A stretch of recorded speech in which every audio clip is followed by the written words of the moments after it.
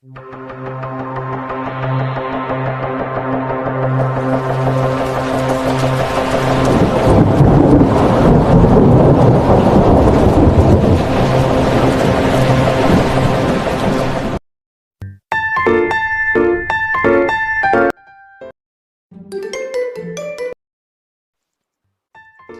berbagai negara termasuk di Indonesia, pemerintah membuat pedoman dan protokol kesehatan untuk menghadapi COVID-19, serta konsisten menjaga kesehatan imun dan iman.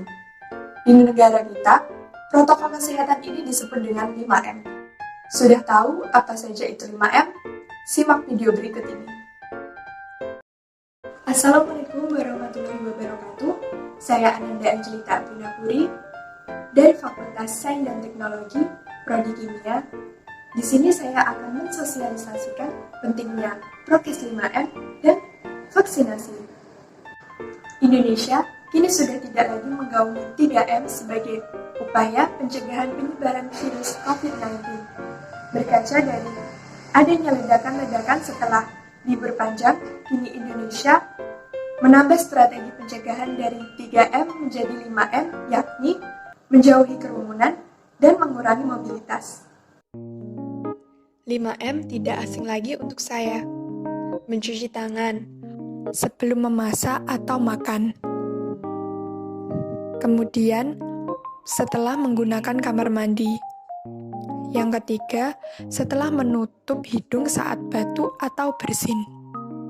Memakai masker. Terdapat anggota keluarga yang terinfeksi COVID-19. Kemudian, terdapat anggota keluarga yang berpotensi terkena COVID-19 karena aktivitas di luar rumah. Selanjutnya, merasa terjangkit atau mengalami gejala COVID-19. Menjaga jarak minimal 1 meter dengan orang lain untuk menghindari terkena droplet dari orang yang berbicara, batuk, atau bersin, setelah menghindari kerumunan, keramaian, dan berdesakan.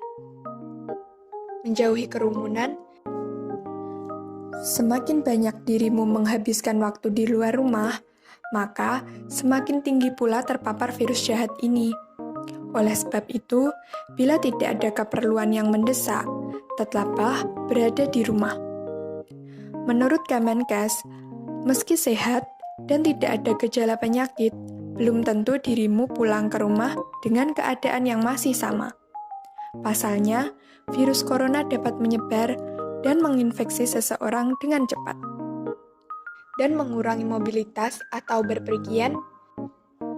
Menurut Kementerian Kesehatan Republik Indonesia, masyarakat diminta untuk menjauhi kerumunan saat berada di luar rumah. Ingat, semakin banyak dan sering kamu bertemu orang, maka kemungkinan terinfeksi virus corona pun semakin tinggi. Ialah rutinitas di masa pandemi ini. 5M adalah rangkaian protokol kesehatan yang sebaiknya dipatuhi untuk meminimalisir penyebaran virus mematikan ini. Di samping perilaku mematuhi protokol kesehatan, salah satu upaya pencegahan dan pengendalian COVID-19 adalah dengan pemberian vaksin. Dengan adanya vaksinasi, diharapkan kita dapat mencapai herd immunity. Tetapi, tak jarang, masih banyak isu-isu tentang COVID-19, prokes, dan vaksinasi yang diterapkan. Saya rasa vaksinasi itu perlu dilakukan, terlepas dari adanya dogma bahwa vaksinasi itu tidak baik untuk ketahanan tubuh. Padahal, vaksinasi atau imunisasi bertujuan untuk membuat sistem kekebalan tubuh seseorang mampu mengenali dan dengan cepat melawan bakteri atau virus penyebab infeksi.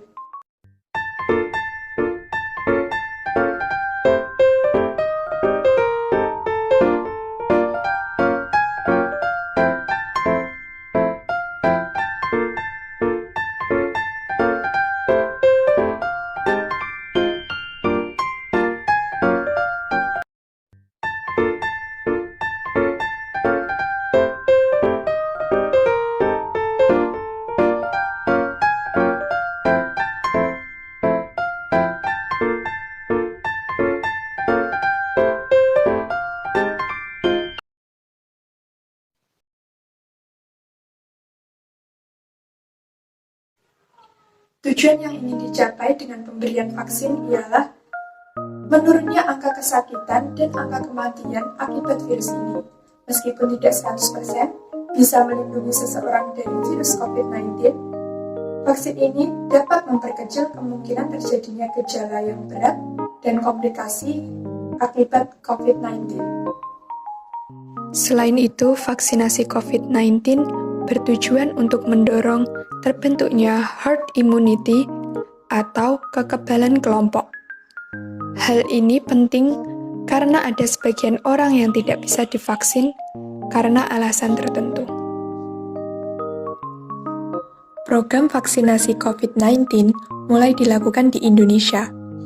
Namun, terdapat beberapa golongan orang yang tidak boleh divaksin menurut SK Dirjen Pencegahan dan Pengendalian Kementerian Kesehatan. Siapa saja yang tidak boleh divaksin?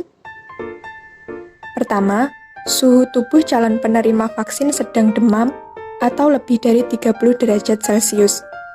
Vaksin bisa ditunda. Yang kedua, pernah menderita COVID-19. Yang ketiga, ibu hamil atau ibu menyusui.